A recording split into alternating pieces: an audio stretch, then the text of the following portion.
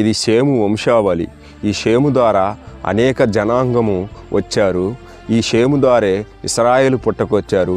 ఈ షేము ద్వారే హెబ్రీలకు వచ్చారండి. ఈ షేముకు 5 కుమారులండి.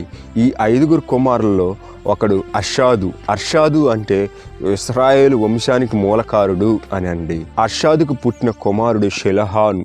ఈ షెలహానుకు పుట్టిన కుమారుడు హెర్బాను అంటే హెబ్రీలకు వంశానికి మూలకారుడు అండి.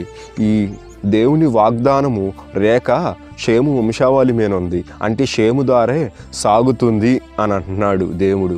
ఈ హెర్బానుకు పుట్టిన కుమారుడు పెల్గాను.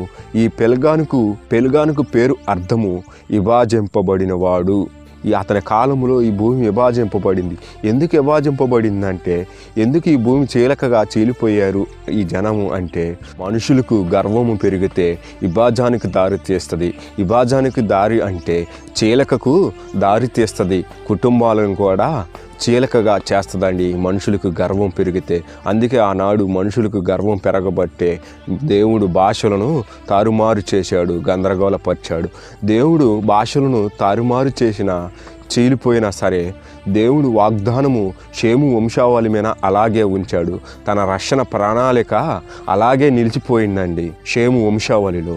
ఈరోజు నీ జీవితంలో కూడా విభాజాలు ఉండవచ్చు, సమస్యలు ఉండవచ్చు. ఆయన వాగ్దానమును నిలిపివేసే దేవుడు కాదండి. నిన్ను ఎంచుకున్న నీ దేవుడు నీ కథను పూర్తి చేసే వరకు నిన్ను మర్చిపోడు. ఈ వీడియో నచ్చినట్టయితే ఒక లైక్ చేయండి. మన ఛానల్ సబ్స్క్రైబ్ చేసుకొని మన పేజీని ఫాలో అవ్వండి. దేవునికి మహిమ కలుగును గాక.